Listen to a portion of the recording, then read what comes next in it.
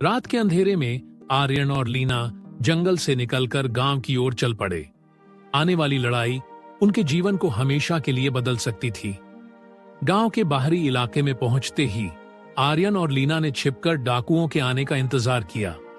रात गहरी हो चुकी थी और आसमान में केवल चंद्रमा की मध्यम रोशनी चमक रही थी। गांव में सन्नाटा था, सिवाय कुत्तों के कभी कभार होने वाले भौंकने के। लीना ने फुसफुसाते हुए कहा, वे आमतौर पर आधी रात के आसपास आते हैं। उनकी संख्या लगभग 20 होगी, सभी हथियारबंद और क्रूर स्वभाव के। आर्यन ने गंभीरता से सिर हिलाया। 20 डाकुओं से लड़ना कोई आसान काम नहीं था, खासकर रात के अंधेरे में। हालांकि अपने हेवनली थंडर सोर्ड के कौशल और लीना की जंगल युद्ध तकनीकों के संयोजन से वह जीत की उम्मीद रख सकता था। कुछ ही देर बाद दूर से मशालों की झिलमिलाहट दिखाई दी। आर्यन और लीना पेड़ों के पीछे छिप गए, अपनी सांसें रोककर डाकुओं के करीब आने का इंतजार करने लगे।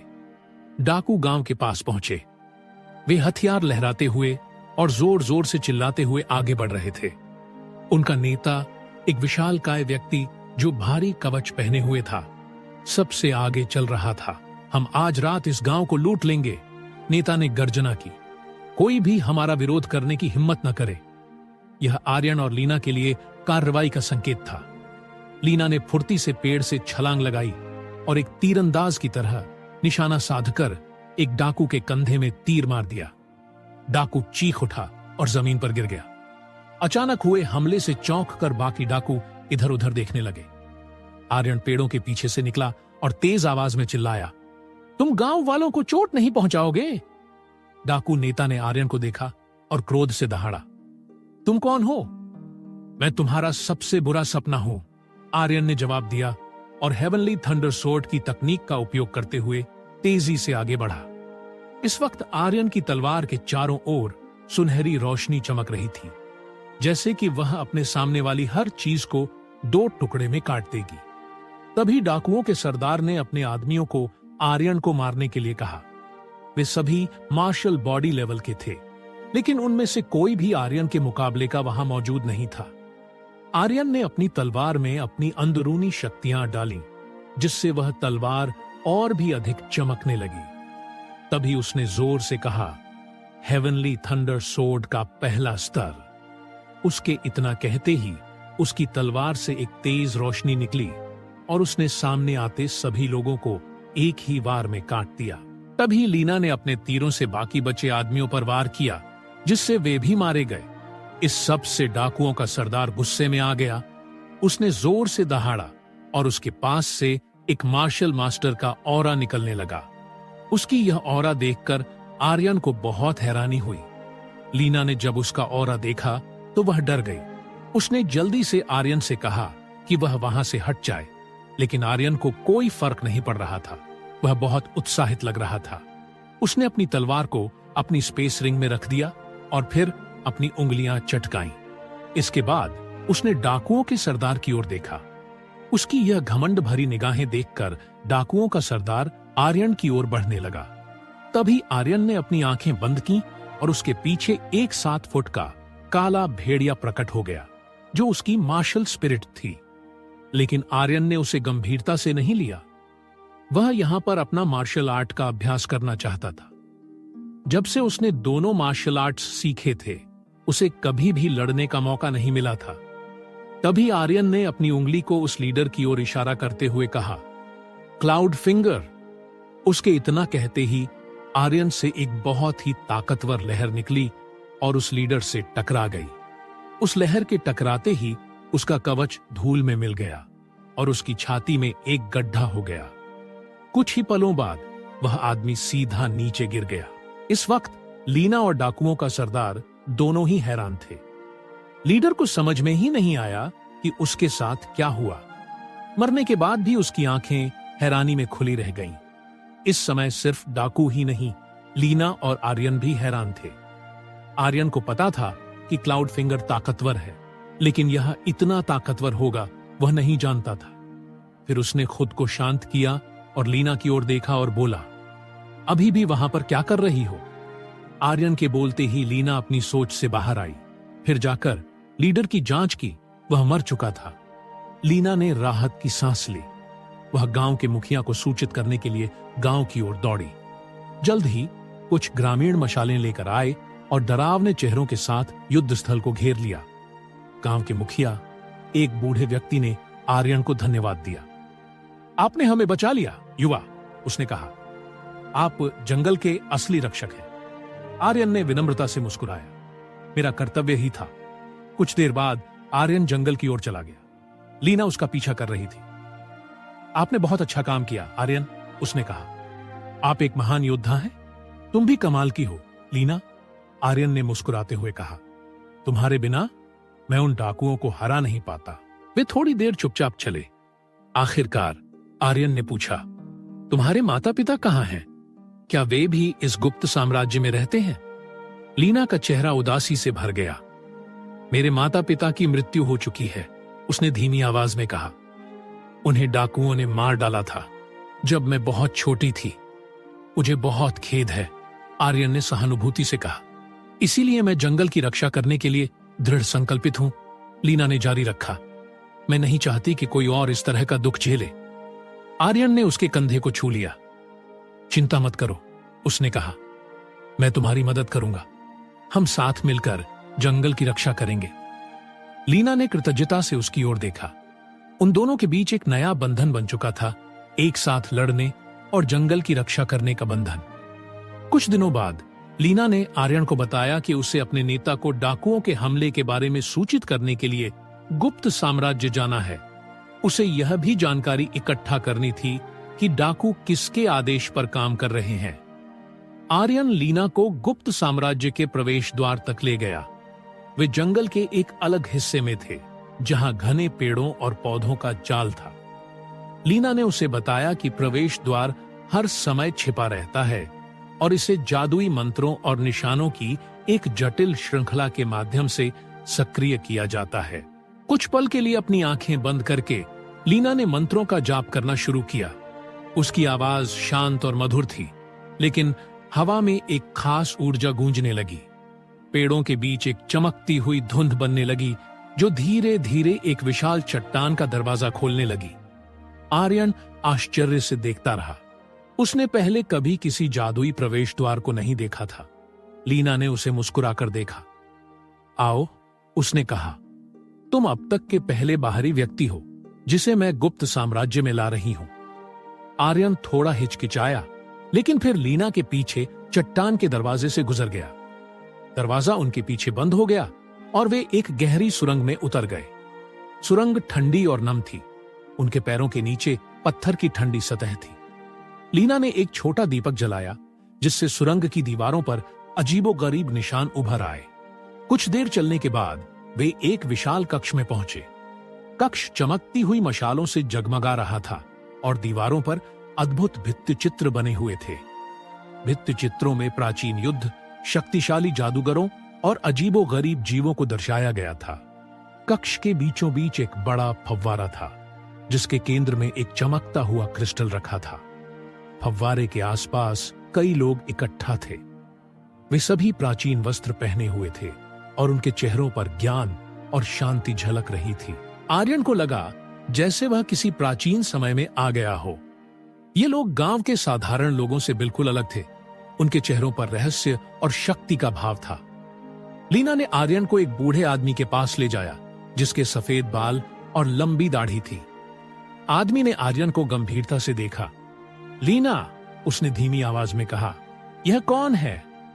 यह आर्यन है नेताजी, लीना ने जवाब दिया। वह जंगल का रक्षक है और उसने हाल ही में डाकुओं के हमले को रोकने में मेरी मदद की। नेताजी ने आर्यन को सिर से पैर तक देखा।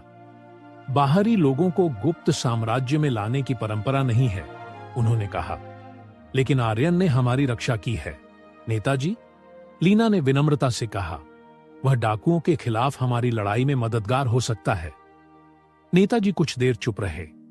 आखिरकार वह बोले, बहुत अच्छा, हम तुम्हारी वीरता के लिए आभारी हैं आर्यन, लेकिन यह तय करना होगा कि क्या आप हमारे साम्राज्य के रहस्यों को जानने के योग्य हैं? नेताजी ने अन्य लोगों को कुछ संकेत दिए। कुछ ही देर में 4 योद्धा आर्यन के सामने खड़े हो गए। उनके हाथों में नंगी तलवारें थीं और उनकी आंखों में चुनौती झलक रही थी। आपको हमारी ताकत और कौशल का प्रदर्शन करना होगा। 4 योद्धा आर्यन के सामने खड़े थे। उनकी तलवारें खींची हुई थीं। हवा में तनाव का माहौल था। नेताजी और अन्य लोग चुपचाप देख रहे थे। आर्यन जानता था कि उसे अपनी ताकत और कौशल का प्रदर्शन करना है ताकि वह गुप्त साम्राज्य के रहस्यों को जानने के योग्य साबित हो सके। उसने गहरी सांस ली और अपनी तलवार म्यान से निकाली। उसने तलवार को मजबूती से पकड़ा और योद्धाओं को चुनौती भरी निगाहों से देखा। पहला योद्धा आगे बढ़ा। वह एक अनुभवी लड़ाका लग रहा था। उसके हर कदम में अनुशासन झलकता था। उसने तेजी से हमला किया, अपनी तलवार को आर्यन के सिर की ओर झुकाते हुए। आर्यन ने झुककर हमले को टाल दिया। उसने हेवनली थंडर सोर्ड की तकनीक का उपयोग करते हुए जवाबी कार्रवाई की। उसकी तलवार हवा में तेजी से घूमी और पहले योद्धा की तलवार को एक तरफ धकेल दिया। यही मौका था। आर्यन ने एक तेज घुमाव के साथ अपने कंधे से पहले योद्धा को टक्कर मारी। योद्धा असंतुलित होकर पीछे हटा, आश्चर्य से आर्यन को देखता रहा। दूसरा योद्धा आगे बढ़ा, अधिक आक्रामक रुख अपनाते हुए। वह तलवार को तेजी से चलाता रहा, आर्यन के चारों ओर घूमता रहा। आर्यन ने अपने बचाव कौशल का प्रदर्शन किया, हर वार को चतुराई से टालता रहा। उसने एक अवसर देखा और जल्दी से आगे बढ़ा। उसने हेवनली थंडर सोर्ड की एक शक्तिशाली तकनीक का उपयोग करते हुए दूसरे योद्धा की तलवार को नीचे गिरा दिया। फिर उसने अपनी तलवार को योद्धा के गले के पास रख दिया। मैं जीता हूं, आर्यन ने शांत स्वर में कहा। दूसरे योद्धा ने हार स्वीकार करते हुए सिर झुका लिया। वह पीछे हट गया और अपनी तलवार उठा ली। तीसरा और चौथा योद्धा एक साथ आगे बढ़े। वे एक दूसरे के साथ समन्वय बनाकर लड़ रहे थे, आर्यन को घेरने की कोशिश कर रहे थे।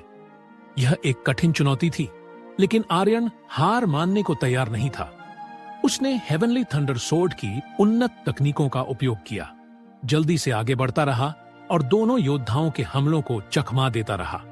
वह उनकी रणनीति को भांप गया और एक एक करके उनका संतुलन बिगाड़ने लगा। कुछ ही देर में वह तीसरे योद्धा को निःशक्त करने में सफल रहा। चौथे योद्धा ने आश्चर्य से देखा और फिर आर्यन पर एक अंतिम हताश हमला करने का प्रयास किया। आर्यन ने आसानी से हमले को रोक लिया और चौथे योद्धा की तलवार को जमीन पर गिरा दिया। वह युद्ध समाप्त होने का संकेत देते हुए पीछे हट गया। हॉल में सन्नाटा छा गया। नेताजी और अन्य लोग आश्चर्य से आर्यन को देख रहे थे।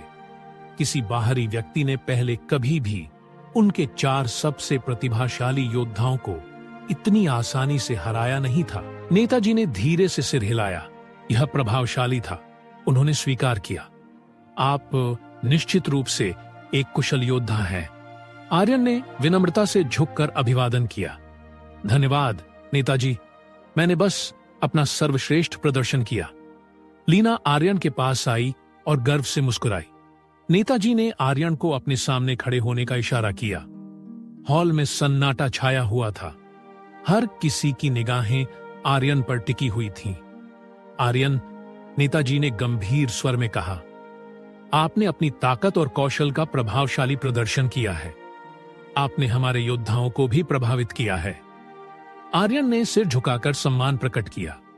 वह उत्सुक था कि नेताजी आगे क्या कहेंगे। हालांकि आपको यह समझना चाहिए कि गुप्त साम्राज्य के रहस्य हर किसी को नहीं बताए जाते। नेताजी ने जारी रखा, हमारी शक्तियां और ज्ञान प्राचीन हैं और गलत हाथों में पड़ने पर बहुत खतरनाक हो सकते हैं। आर्यन ने सहमति में सिर हिलाया। वह समझता था कि नेताजी सतर्कता बरत रहे हैं, लेकिन नेताजी की आवाज में थोड़ी नरमी आई। आपने डाकुओं से लड़ने में लीना की मदद की है। आप जंगल के रक्षक के रूप में अपनी जिम्मेदारी निभाते हैं। शायद आप हमारे भरोसे के लायक हो सकते हैं। नेताजी कुछ देर चुप रहे, मानो किसी निर्णय पर पहुंच रहे हों। आखिरकार वह बोले, हम आपको हमारे साम्राज्य के इतिहास और डाकुओं के हमलों के पीछे के कारणों के बारे में बताएंगे, लेकिन याद रखें, यह जानकारी गुप्त ही रहनी चाहिए। आर्यन ने उत्साह से सिर हिला दिया। मैं अपनी जान से भी इसकी रक्षा करूंगा, उसने दृढ़ता से कहा। नेताजी मुस्कुराए। बहुत अच्छा, उन्होंने आर्यन और लीना को एक बुजुर्ग महिला के पास ले जाया, जिसके चेहरे पर झुर्रियां थीं, लेकिन उसकी आंखों में ज्ञान की चमक थी। यह विदुषी माया है, नेताजी ने कहा। वे हमारे साम्राज्य की सबसे बुद्धिमान महिला है और हमारे इतिहास की संरक्षक हैं। विदुषी माया ने आर्यन को गंभीरता से देखा। आप एक बाहरी व्यक्ति हैं, उसने धीमी आवाज में कहा, लेकिन आपने अपना भरोसा जीत लिया है। मैं आपको वह सब कुछ बताऊंगी जो हमें डाकुओं के हमलों और इस जंगल के रहस्य के बारे में पता है। विदुषी माया ने आर्यन और लीना को एक लंबी कहानी सुनाई। उसने बताया कि कैसे हजारों साल पहले एक शक्तिशाली जादूगर इस जंगल में रहता था। जादूगर के पास असाधारण शक्तियां थीं, लेकिन उनके दुरुपयोग के कारण वह भ्रष्ट हो गया। क्या आर्यन गुप्त साम्राज्य को बचा पाएगा? कौन है जो डाकुओं से हमले करवा रहा है? क्या आर्यन एकेडमी में टाइम से पहुंच पाएगा? अगर नहीं पहुंचा तो क्या एकेडमी उसका दाखिला स्वीकार करेगी?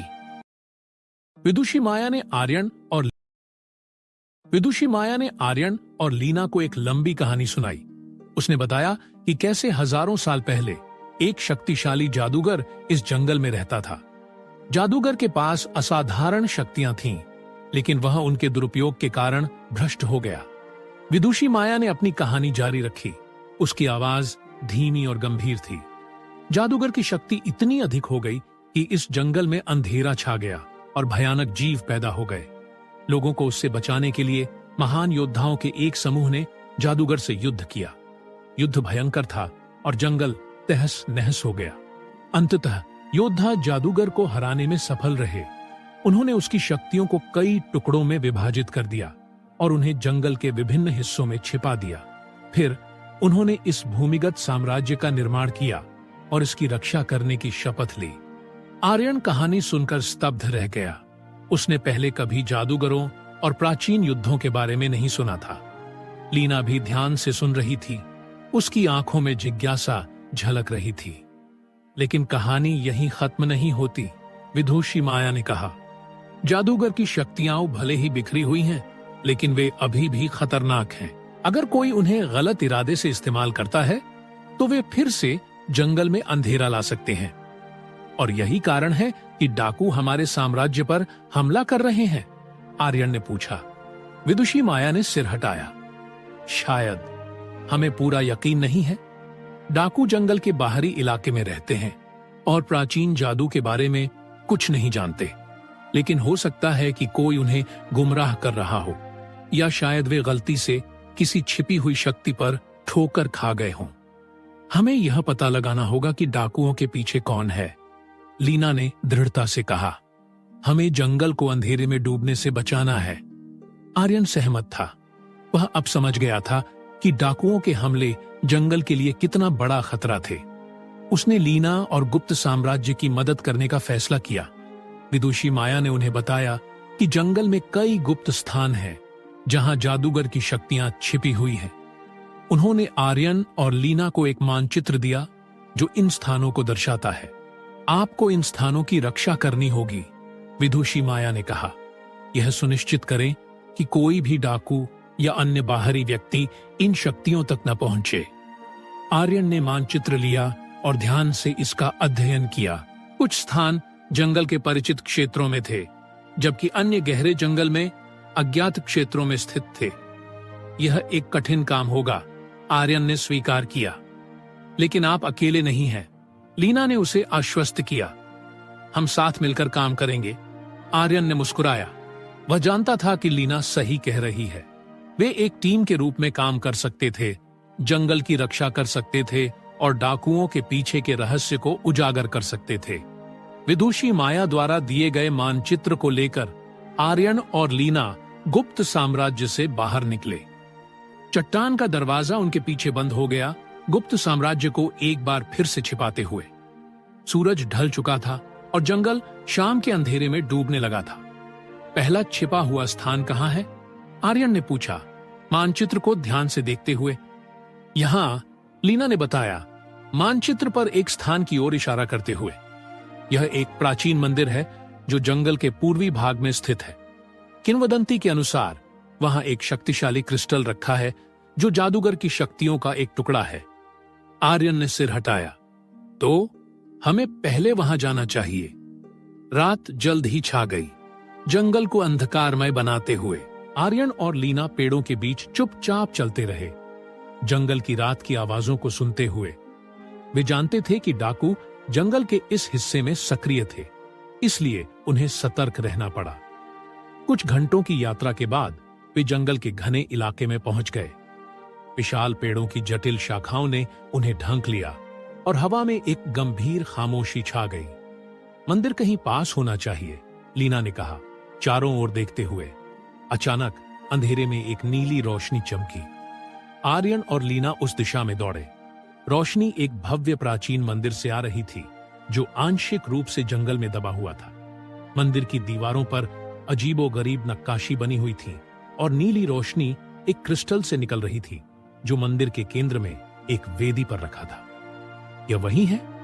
लीना ने फुसफुसाते हुए कहा। जादूगर की शक्ति का टुकड़ा। वे मंदिर के अंदर सावधानी से घुसे। मंदिर धूल और मिट्टी से भरा हुआ था और हवा में एक बासी गंध थी। वे धीरे धीरे वेदी के पास पहुंचे, क्रिस्टल की नीली रोशनी से सम्मोहित हो गए। अचानक झाड़ियों से कुछ सरसराहट की आवाज आई। आर्यन और लीना तुरंत सतर्क हो गए। वे छाया में छिप गए और आने वाली आवाजों को सुनने लगे। कुछ ही देर बाद 3 डाकू मंदिर में घुसे। वे मशालें ले जा रहे थे और उनके चेहरों पर लालच का भाव था। मुझे यकीन है कि खजाना यहीं कहीं है, उनमें से एक ने कहा। वह बूढ़ी महिला हमें बेवकूफ नहीं बना सकती। दूसरा डाकू ने वेदी की ओर इशारा किया। वह क्रिस्टल शायद वही है जिसकी हम तलाश कर रहे हैं। तीसरा डाकू वेदी के पास गया और क्रिस्टल को छूने के लिए अपना हाथ बढ़ाया। उसी क्षण मंदिर में एक शक्तिशाली हवा चली। क्रिस्टल चमक उठा और नीली रोशनी पूरे मंदिर में फैल गई। मंदिर की दीवारों पर नक्काशी अचानक चमकने लगी और कमरे में अजीबोगरीब आकृतियों का निर्माण। आर्यन और लीना मंदिर की छाया में छिपे हुए डर और आश्चर्य से मंदिर के अंदर हो रहे घटनाक्रम को देख रहे थे। क्रिस्टल की चमक तेज हो गई, धीरे धीरे नीले रंग से हरे रंग में बदल गई। मंदिर की दीवारों पर नक्काशी अचानक चमकने लगी और कमरे में हल्के हरे रंग की आकृतियों का निर्माण हुआ। ये आकृतियां डरावने जीवों की तरह लग रही थीं। उनके नुकीले दांत और चमकती आंखें थीं। डाकू भयभीत होकर पीछे हटे। क्रिस्टल से निकलने वाली ऊर्जा इतनी तीव्र थी कि वह उन्हें लगभग उड़ा ले गई। यह क्या है? एक डाकू ने हकलाते हुए कहा। उसकी आवाज में घबराहट साफ झलक रही थी। यह जादू है, दूसरा डाकू चिल्लाया। हमें यहां से निकलना है।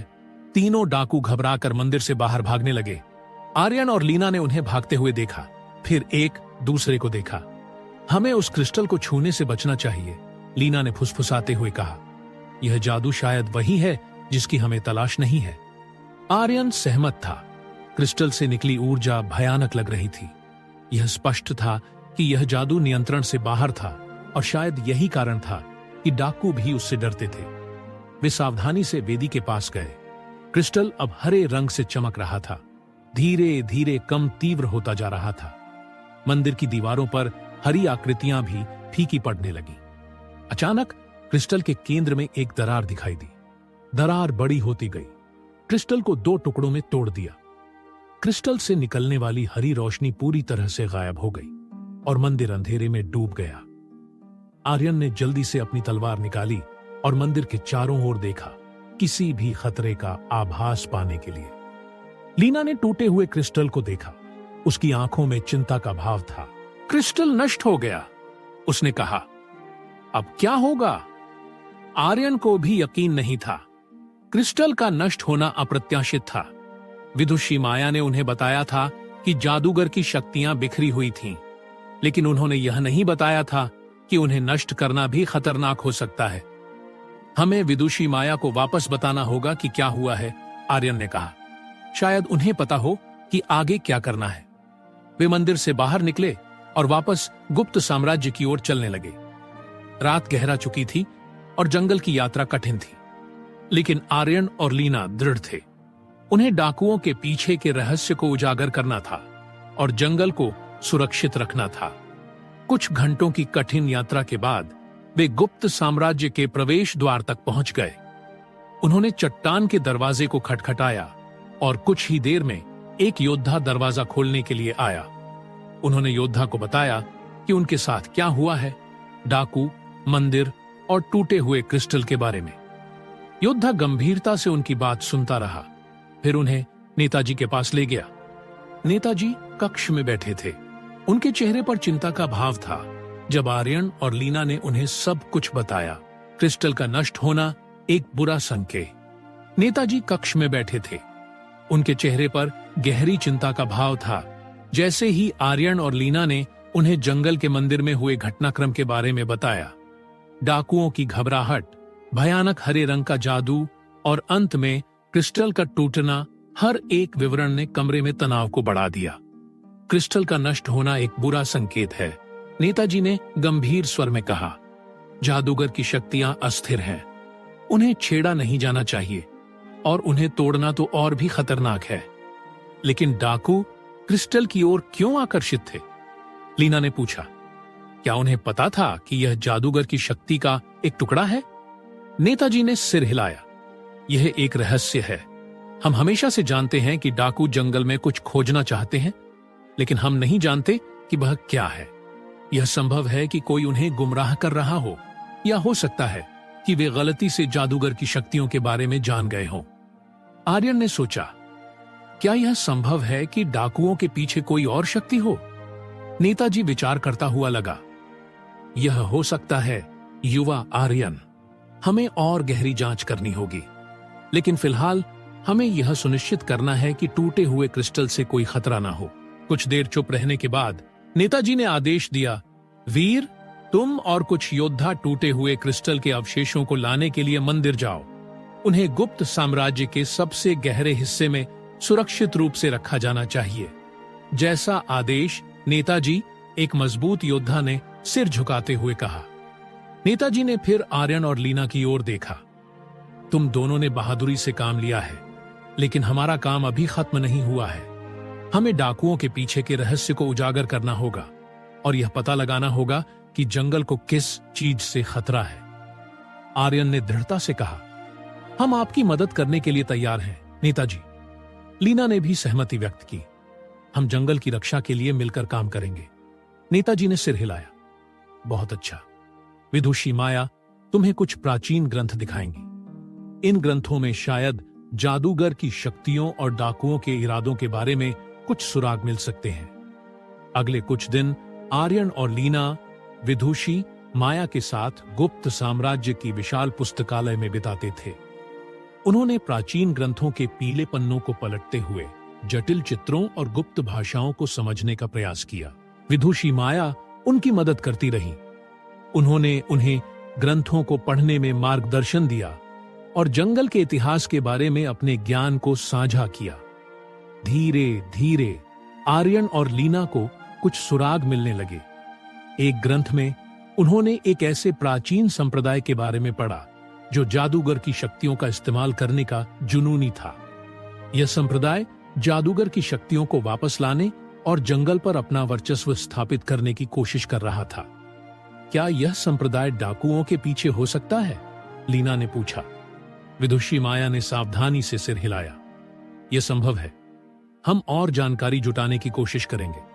दूसरे ग्रंथ में उन्होंने एक नक्शा पाया जो जंगल के विदुषी माया ने धीरे से पुस्तकालय के धूल भरे कोने से एक पुराना चर्मपत्र खोला।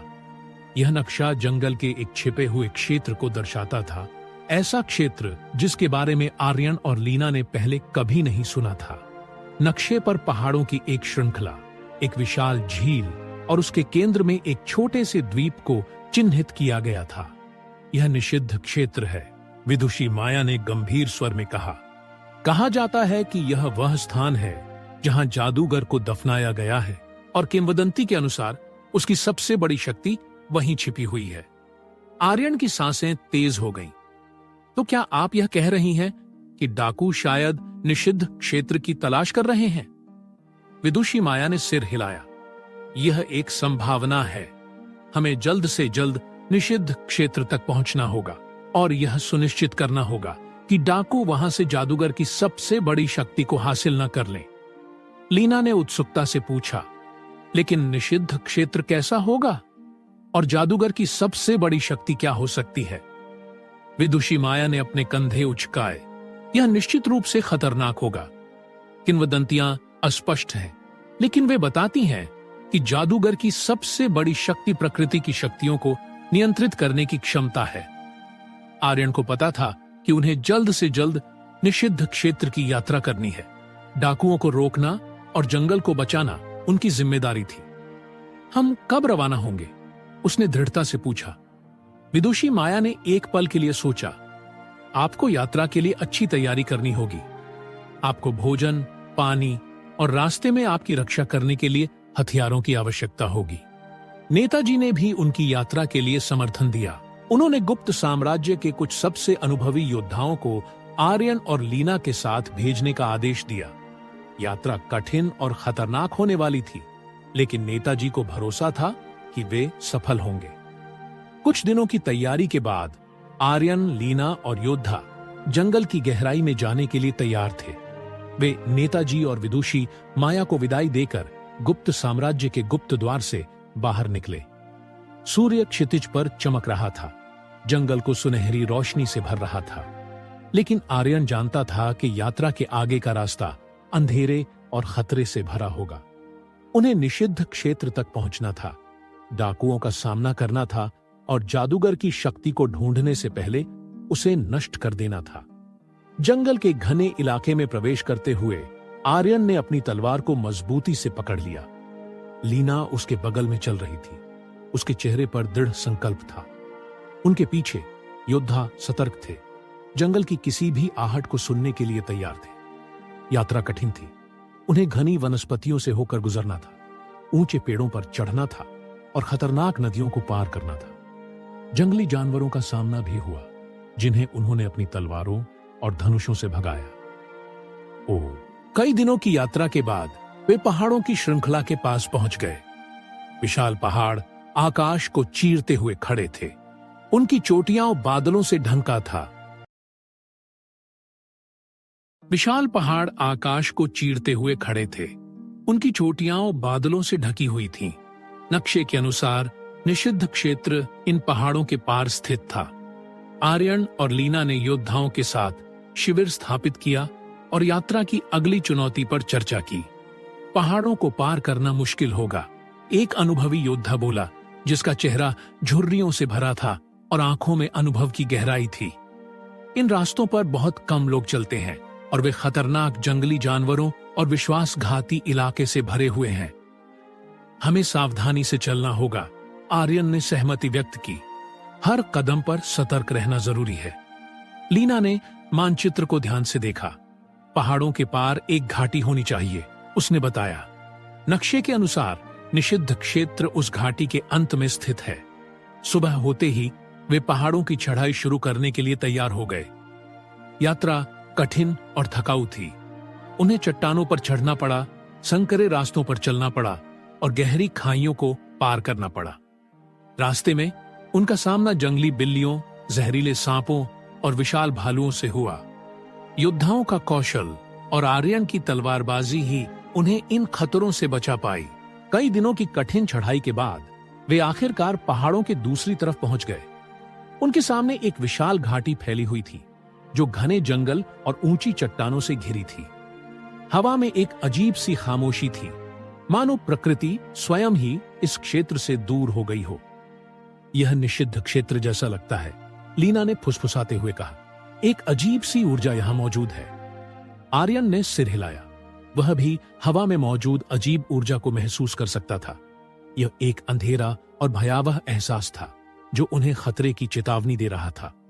वे धीरे धीरे घाटी में उतर गए, सतर्कता से अपने परिवेश का निरीक्षण करते हुए। जंगल घना था और पेड़ों की शाखाएं इतनी जटिल थीं कि सूर्य का प्रकाश भी मुश्किल से ही जमीन तक पहुंच पाता था। हवा में एक सड़ी गंध थी और जमीन पर टूटी हुई शाखाएं और हड्डियां बिखरी हुई थीं।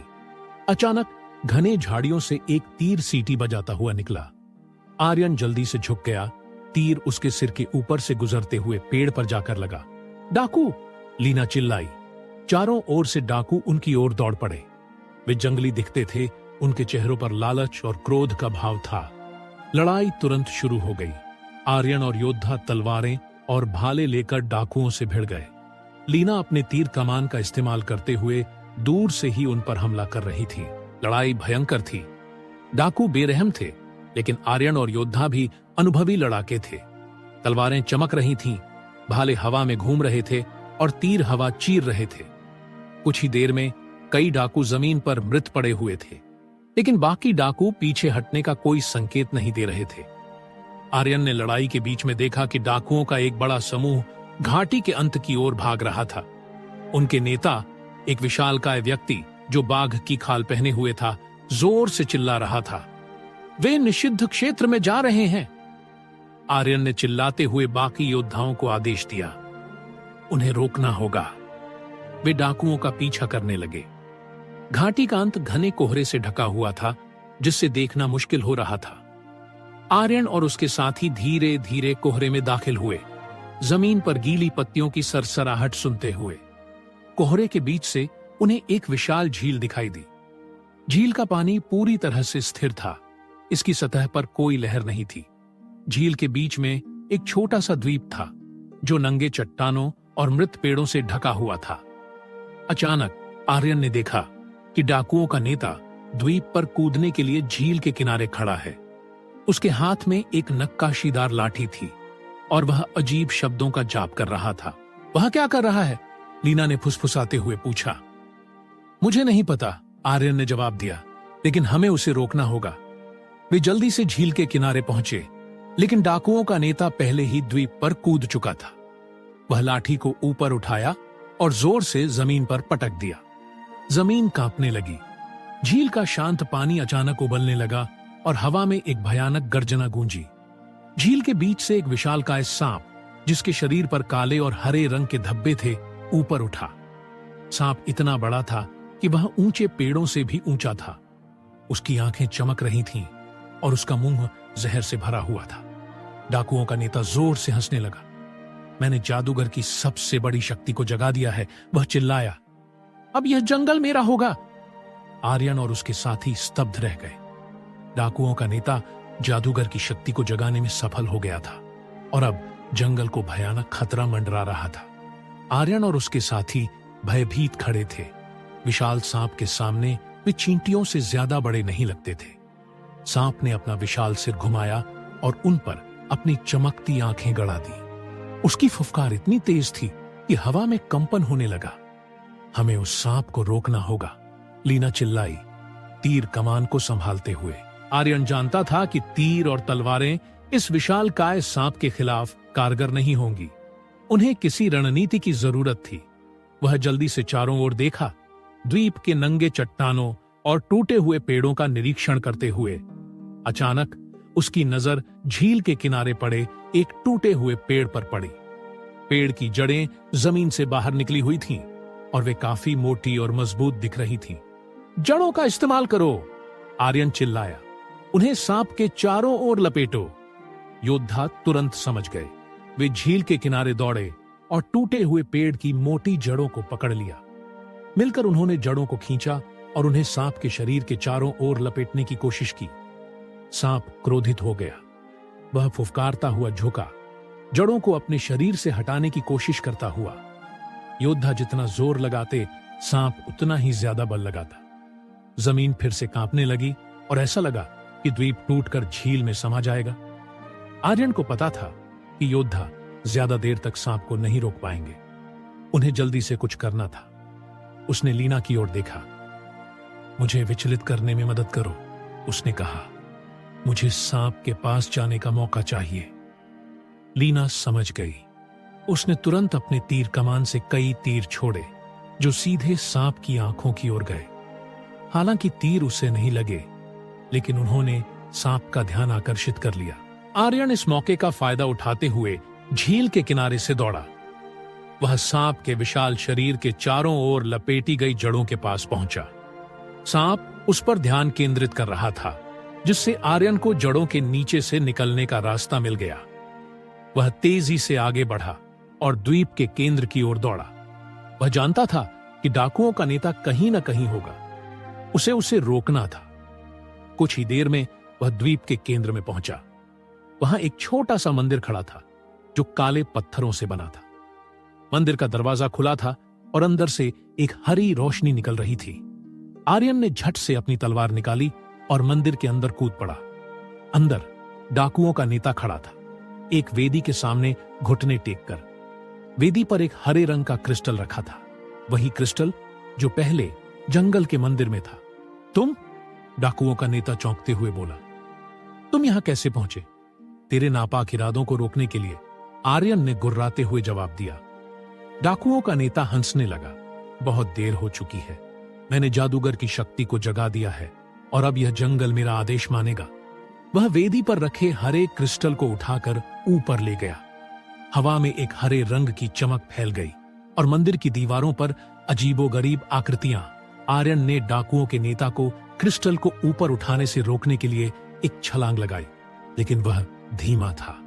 हरे रंग की रोशनी तेज हो गई और मंदिर की दीवारों पर अजीबोगरीब आकृतियां उभरने लगी। ये आकृतियां जंगली जानवरों, आग की लपटों और मृत पेड़ों को दर्शाती थीं, जो जंगल के विनाश का संकेत दे रही थीं। आर्यन रुका हुआ सा खड़ा था। हरे रंग की रोशनी की तीव्रता से उसकी आंखें चुंधिया गई थीं। डाकुओं का नेता जोर से हंस रहा था, मानो उसने विजय प्राप्त कर ली हो। लेकिन अचानक मंदिर के बाहर से एक तेज आवाज गूंजी। आवाज इतनी तेज और शक्तिशाली थी कि मंदिर की दीवारें हिलने लगी। हरे रंग की रोशनी थोड़ी कम हुई और आर्यन ने देखा कि लीना मंदिर के दरवाजे पर खड़ी है। उसके हाथ में एक प्राचीन वीणा थी। विदुषी माया ने उन्हें यह वीणा दी थी, यह बताते हुए कि प्राचीन काल में इस वीणा का उपयोग प्रकृति की शक्तियों को शांत करने के लिए किया जाता था। लीना को पहले इस वीणा का उपयोग करना नहीं आता था, लेकिन हताशा में उसने इसे अपने साथ ला लिया था। अब जंगल के विनाश के संकेतों को देखकर लीना जानती थी कि उसे कुछ करना होगा। उसने वीणा को अपने सीने से सटाया और आंखें बंद कर ली। उसने विदुषी माया द्वारा बताई गई धुन को याद करने की कोशिश की, एक धुन जो प्रकृति की शांत लय का अनुकरण करती थी। कुछ सेकंड के संघर्ष के बाद लीना ने तारों को छेड़ना शुरू कर दिया। वीणा से एक मधुर संगीत निकला जो हवा में गूंजने लगा। संगीत शांत और मधुर था, मानो बहती नदी या सरसराहट करती हुई हवा की आवाज हो। हरे रंग की रोशनी धीरे धीरे कम होने लगी। मंदिर की दीवारों पर उभरी हुई आकृतियां फीकी पड़ गईं। विशाल सांप जो क्रोध से फुफकार रहा था, अचानक शांत हो गया और झील में वापस चला गया। मंदिर के अंदर डाकुओं का नेता हक्का बक्का खड़ा था। क्रिस्टल उसके हाथ से फिसलकर जमीन पर गिर पड़ा। आर्यन ने तुरंत मौका का फायदा उठाया और डाकुओं के नेता को पकड़ लिया। लीना वीणा बजाना बंद कर दिया। संगीत धीरे धीरे फीका पड़ गया, लेकिन जंगल में शांति छा गई, मानो लीना के संगीत ने जंगल को आश्वस्त कर दिया हो कि खतरा टल गया है। आर्यन ने डाकुओं के नेता को जमीन पर पटक दिया। तुम्हारा खेल खत्म हो गया है, उसने गुस्से से कहा। डाकुओं का नेता हार मान चुका था। वह बुदबुदाया, मैंने शक्ति हासिल करने की कोशिश की। मैंने सोचा था कि जंगल मेरा होगा। आर्यन ने जवाब दिया, जंगल किसी का नहीं होता। यह सभी जीवित प्राणियों का घर है और इसकी रक्षा की जानी चाहिए। इस बीच योद्धा द्वीप पर आ गए थे। उन्होंने डाकुओं के बाकी बचे साथियों को पकड़ लिया। लड़ाई खत्म हो चुकी थी, लेकिन जंगल को हुए नुकसान को देखकर आर्यन और लीना का दिल दुखी हो गया। कुछ देर बाद आर्यन, लीना और योद्धा द्वीप से वापस लौट आए। उन्होंने टूटे हुए पेड़ों को साफ किया और जंगल को हुए नुकसान को कम करने की कोशिश की। लीना ने अपनी वीणा का उपयोग करके, जहाँ सूरज ढल चुका था और जंगल सुनहरी शाम की रोशनी में नहाया हुआ था। आर्यन, लीना और योद्धा थक कर चूर होकर झील के किनारे जमा हुए थे। द्वीप से लौटने के बाद उन्होंने लगातार कई घंटे बिताए थे टूटे पेड़ों को साफ करने और जंगल को हुए नुकसान को कम करने में। लीना ने अपनी वीणा का उपयोग करके जंगल की ऊर्जा को शांत करने का प्रयास किया, जिससे जल्दी से ठीक होने में मदद मिल सके। हवा में एक शांति छा गई थी, जो पहले के तनावपूर्ण माहौल से बहुत अलग थी। विशाल सांप अब झील की गहराई में कहीं छिपा हुआ था और हरे रंग की क्रिस्टल जमीन पर बेकार पड़ी थी। डाकुओं को बंदी बना लिया गया था और गुप्त साम्राज्य में नेताजी के सामने पेश होने के लिए तैयार किया जा रहा था। हमने आज बहुत कुछ खो दिया, आर्यन ने उदास स्वर में कहा। जंगल को ठीक होने में काफी समय लगेगा। लीना ने उसका हाथ पकड़ लिया। हमने बहुत कुछ बचाया भी है आर्यन, हमने जंगल को पूरी तरह से नष्ट होने से बचा लिया। आर्यन ने सहमति व्यक्त की। हाँ, तुम सही कह रही हो, और हमने डाकुओं की योजनाओं को भी विफल कर दिया। एक योद्धा उनके पास आया। हमने डाकुओं के नेता से पूछताछ की है। उसने हमें बताया कि वह एक गुप्त संप्रदाय का सदस्य है जो जादूगर की शक्तियों को वापस लाना चाहता है। उनका मानना है कि जादूगर की शक्ति जंगल को नियंत्रित करने और उसकी रक्षा करने की कुंजी है। आर्यन और लीना एक दूसरे को देखने लगे। वे इस गुप्त संप्रदाय के बारे में विदुषी माया से सुन चुके थे, लेकिन क्या जादूगर की शक्ति जंगल की रक्षा करने का सबसे अच्छा तरीका था? यह सब बहुत उलझा हुआ है, लीना ने कहा। क्या होगा अगर जादूगर की शक्ति जंगल को नष्ट करने के लिए इस्तेमाल की जाती है? हमें और जानकारी जुटानी होगी, आर्यन ने कहा। हमें इस गुप्त संप्रदाय के बारे में सब कुछ जानना होगा और उनकी वास्तविक मंशाओं का पता लगाना होगा। अगले कुछ दिन गुप्त साम्राज्य में गुजरे। डाकुओं को नेताजी के सामने पेश किया गया। उन्हें जंगल को हुए नुकसान के लिए कड़ी सजा दी गई। इसके अलावा नेताजी ने आर्यन और लीना की वीरता की प्रशंसा की और उन्हें जंगल के रक्षक के रूप में सम्मानित किया। लेकिन आर्यन और लीना जश्न मनाने के मूड में नहीं थे। वे जानते थे कि जंगल के लिए खतरा टला नहीं था। जादूगर की शक्ति और गुप्त संप्रदाय का रहस्य अभी भी बना हुआ था। एक शाम विदुषी माया ने आर्यन और लीना को पुस्तकालय में बुलाया। वह उनके सामने कुछ प्राचीन ग्रंथ रखे थे जिन्हें उन्होंने हाल ही में खोज निकाला था। मुझे लगता है कि मुझे कुछ ऐसा मिला है जो आपकी मदद कर सकता है, विदुषी माया ने मुस्कुराते हुए कहा। ये ग्रंथ जादूगर और उसके द्वारा इस्तेमाल की जाने वाली शक्तियों के बारे में विस्तार से बताते हैं। आर्यन और लीना उत्सुक होकर ग्रंथों को पलटने लगे। ग्रंथों में लिखी प्राचीन भाषा को समझने में विदुषी माया ने उनकी मदद की। उन्होंने पाया कि जादूगर प्रकृति से अपनी शक्ति प्राप्त करता था, लेकिन वह इस शक्ति को संतुलित तरीके से इस्तेमाल न से रात गहरा चुकी थी। पुस्तकालय की मंद रोशनी में आर्यन और लीना प्राचीन ग्रंथों को पढ़ते रहे। ग्रंथों के अनुसार जादूगर प्रकृति से तो शक्ति प्राप्त करता था, लेकिन उसका संतुलन बिगड़ गया था। उसने अपनी शक्ति का इस्तेमाल जंगल को नियंत्रित करने के लिए नहीं, बल्कि उसे अपने अधीन करने के लिए करना चाहा। इसी वजह से जंगल ने विद्रोह कर दिया और जादूगर को दफना दिया। आर्यन ने सिर खुजलाया। तो जादूगर की शक्ति जंगल के लिए खतरा हो सकती है, लीना ने गंभीरता से कहा। लेकिन क्या इसका मतलब है कि जंगल की रक्षा करने का कोई उपाय नहीं है? विदुषी माया ने धीरे से कहा। ग्रंथों में उल्लेख है कि एक प्राचीन अनुष्ठान है जिसका उपयोग प्रकृति की शक्तियों को संतुलित करने के लिए किया जा सकता है। यह अनुष्ठान जंगल को जादूगर की शक्ति से और किसी भी बाहरी खतरे से बचा सकता है। आर्यन की आंखों में आशा जगी। यह तो बहुत अच्छी खबर है, लेकिन क्या हम यह अनुष्ठान कर सकते हैं? विदुषी माया ने कंधे उचकाए। यह निश्चित रूप से कठिन होगा। अनुष्ठान के लिए दुर्लभ वस्तुओं की आवश्यकता होती है और इसे करने वाले को प्रकृति से गहरा संबंध रखना चाहिए, लीना ने दृढ़ता से कहा। हम जंगल की रक्षा के लिए कुछ भी करने को तैयार हैं। हम अनुष्ठान करने का प्रयास करेंगे, विदुषी माया ने मुस्कुराते हुए कहा। मैं आपकी मदद करूंगी। आने वाले दिनों में हम अनुष्ठान के बारे में और जानेंगे और यह पता लगाएंगे कि उसे सफल बनाने के लिए क्या आवश्यक है। जंगल की भविष्यवाणी अनिश्चित थी, लेकिन आर्यन, लीना और विदुषी माया हार मानने को तैयार नहीं थे। वे जंगल की रक्षा करने के लिए दृढ़ संकल्पित थे, चाहे उन्हें कितनी भी कठिनाइयों का सामना करना पड़े।